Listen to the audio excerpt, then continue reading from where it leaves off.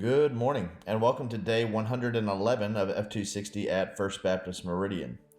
Today we look at Isaiah chapter 6 and 9, and this is take 27 because apparently it's going to be one of those Mondays.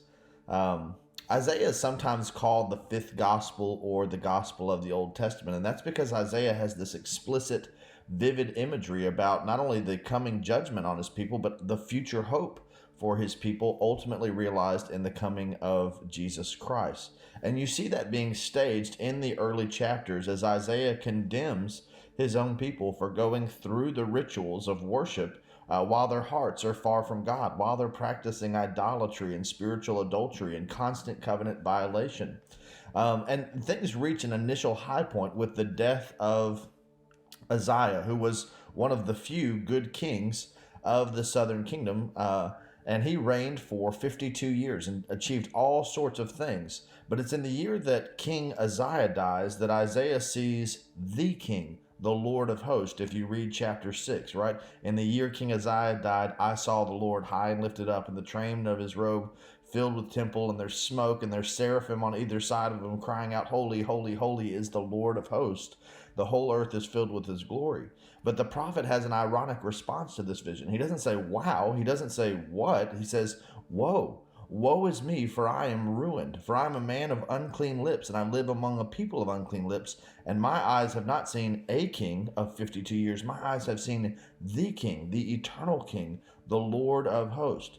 And how ironic is it that a prophet of God's own people would feel alarmed rather than secured in the presence of the Lord? What does that say for the spiritual condition of the country on the whole? And so Isaiah is cleansed by the angel, right? But he's told he's going to go and give a message to people who have eyes but cannot see, ears but cannot hear. He's literally going to have a message that falls on deaf ears. And you see this in the first major section. We'll talk about the other two sections in days to come. But the first major section of Isaiah stretches from Isaiah 1 through 39. And it's kind of bracketed by two big stories. One is the Ahaz story in chapters 7 through 9. And the other is the Hezekiah story toward the end of that section. Ahaz is a bad king who does not rely on the Lord in the midst of crisis, and yet God speaks a word of hope and faithfulness even to a bad king. So it's in these chapters that we get, for example, the Emmanuel prophecy about this child who would be born of a virgin that's ultimately utilized in Matthew to signal what's happening with the birth of Jesus Christ. Ahaz is a bad king and gets Judah in a sticky predicament with regard to their neighbors to the north, Israel and Aram. But God shows a provision of his goodness even in the midst of Ahaz's unfaithfulness and badness.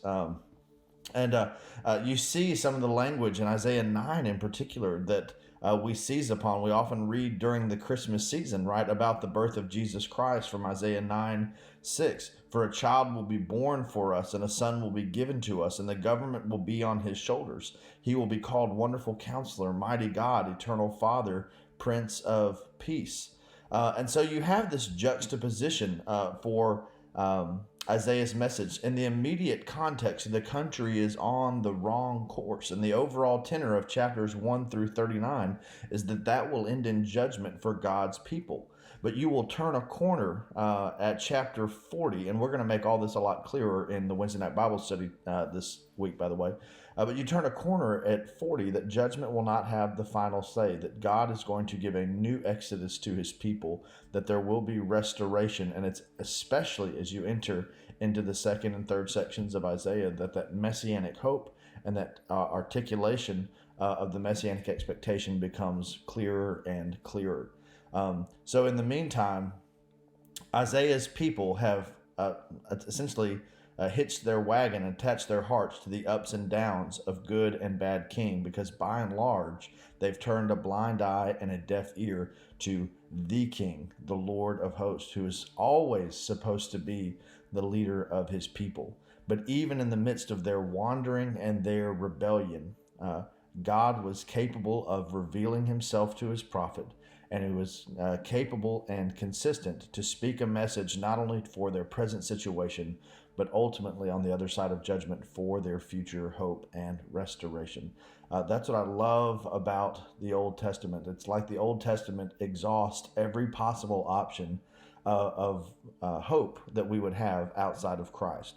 Well, if we just knew what God wanted, wrong. If we just had God's will on paper, we could do it by ourselves, wrong. Our hearts are prone to wander. And so even the prophets capture this reality that we ultimately need. We ultimately need something more than us stepping up to God. We ultimately need God stepping down to us. And Isaiah is an important part of that gospel message. So keep reading, reflecting, and responding, and I'll see you tomorrow. God bless.